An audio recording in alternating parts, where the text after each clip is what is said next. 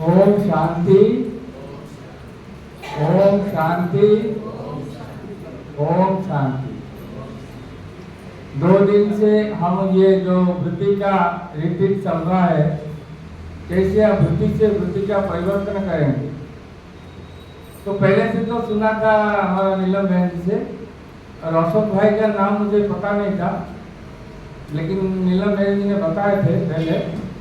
लेकिन अभी कल से जो मैंने जो सुना भाई जी का क्लास, मैंने पूरा डीप भी चला गया, क्योंकि हमारा ऐसे ट्रेनिंग का कोर्स हम भी खुद करते थे और हम भी अटेंड करते थे ऐसे प्रोजेक्ट में, मैंने हमारा नौकरी कार्य में। तो मैंने देखा जे भाई जी ने जो रिसर्च किया है, वृत्ति से वृत्ति का परिवर्तन के लिए जो सब्जेक्ट लिया है, तो बहुत अच्छी तरह से रिसर्च किया है। अभी तक हम जब ज्ञान सुनते थे तो होलसेल में ये ऐसा है, ये ऐसा सब बोलते, लेकिन वो एक टॉपिक को, एक वर्ड को कैसे डिफाइन करते हैं प्रिसाइजली, जैसे कि स्कूल में पढ़ा जाए सिस्टमेटिकली, कोर्स ऑफ स्टडी, इनके मुख से कोई बही किताब उसको रेफर करना नहीं पड़ता है, इनके मुख से जैसे कि बाबा बैठा हुआ है, ऐसे एक एक शब्द, एक एक सेंटेंस रिपीट नहीं हो रहा है, कोई मिस्टेक नहीं हो रहा है। आप सबको ये मालूम होगा। तो इतना खुशी लगा मुझे, मैंने कभी भी ऐसे अटेंड नहीं किया था, हमारा गदाधर भाई जैसे बोला था। तो ये 2 दिन पूरा सफल हुआ। आप देखिए, हम भी अभी तक हमारा मैंने कॉलेज जो पढ़ाई से हमसे 85 से बाबा का ज्ञान सुन रहे हैं, लेकिन कई बात अभी तक हम सुने, जैसे कि भाई जी ने बोला है स्पष्टीकरण क्या है। पहले दृष्टि, दृष्टि से दृष्टिकोण बनता है, दृष्टिकोण से वृत्ति बनता है, वृत्ति से स्मृति आता है, तो स्मृति से कृति बनता है। तो उसके आधार से हमारा विकर्म होता है, सुकर्म होता है। फिर दूसरा बात बोला कि अव्यक्त स्मृति और द्वैत स्मृति, जो हमारा भाई जी कौन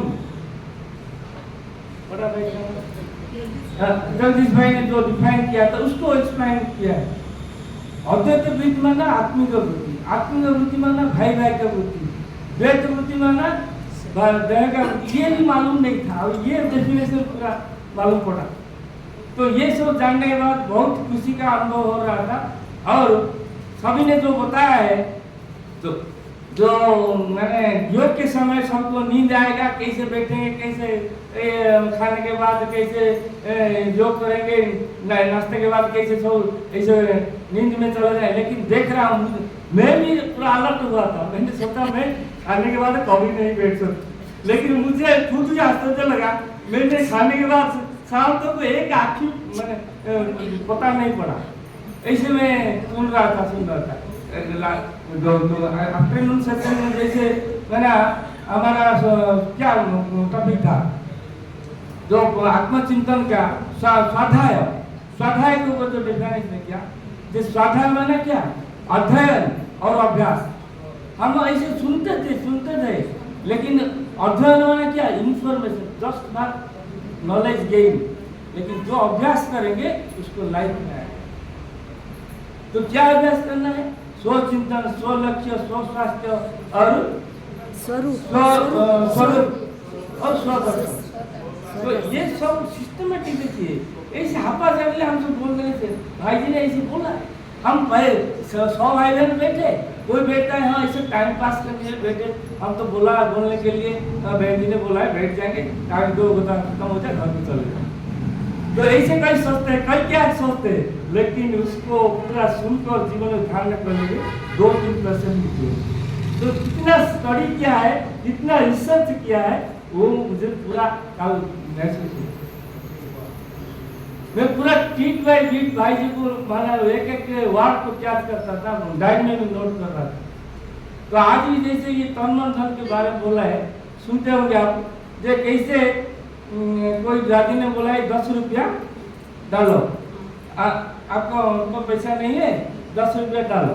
तो उसके बाद वो उनका ड्राइवर भाई को बोला था, तो उसके बाद क्या हुआ, पूरा उसका परिवार का डेवलपमेंट का। मैं अपना बचपन का अनुभव सुनाता हूँ।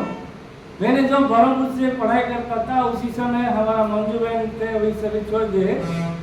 वो बोले अश्विनी तुम तो अभी पढ़ते हो, पैसा नहीं तुम्हारे पास, अभी 10 रुपया डालो अगरबत्ती के लिए, बाबा के अगरबत्ती आएगा।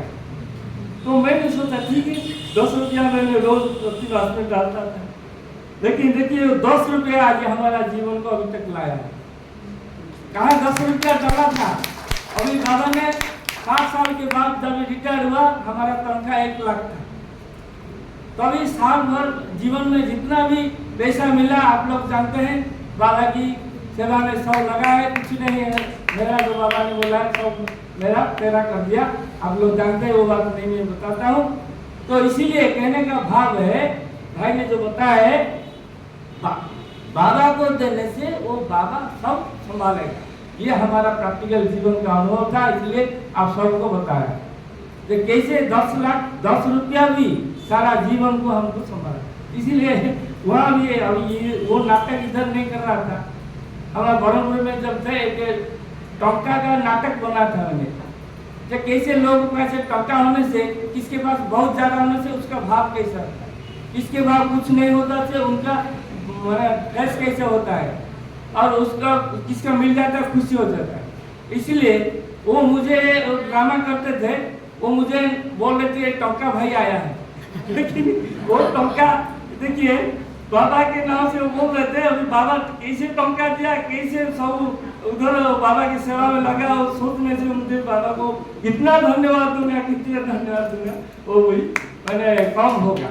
इसलिए सगाउन युग में अभी हमारे लिए, मैं सपनों तो सोचता था, मुझे भी ऐसा अनुभव हुआ, हमारे लिए ही बाबा ने अशोक भाई को भेजा। मैंने ही सफल पाया, सपनों कहता हूँ। मधुबन से आया, जैन जी को बोला, तो सच बताता हूँ, जैन जी बोला अभी तो मधुबन से जो बाबा को मिल के आया, अभी क्या जरूरत है, लेकिन बोल रहा था, लेकिन अभी आने के बाद पता पड़ा नहीं मेरे लिए ही मैंने अशोक भाई ने बाबा को भेजा। क्योंकि एक बात मैंने अच्छा से उसको समझा है, जो भोजन के बारे में जो बोला है, हम तो नॉन वेज नहीं खाया है, लेकिन जो मसला मछली जो खाते हैं, वो जो आसक्ति शब्द बोला है ना, वो आसक्ति जब रहता है ना, वो आसक्ति से हम जो खाते हैं, हमारा कर्म इंद्रिय से एक्टिवेटेड हो जाता है, टेम्पटेशन में आ जाता है।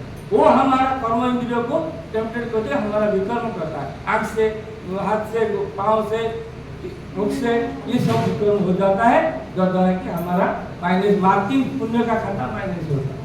भाई ने बोला है इतना योग करते हैं या माइनस होता है, तो जमा क्या है। तो ये बात भी मुझे बहुत अच्छा लगा। ठीक है, टाइम हो गया।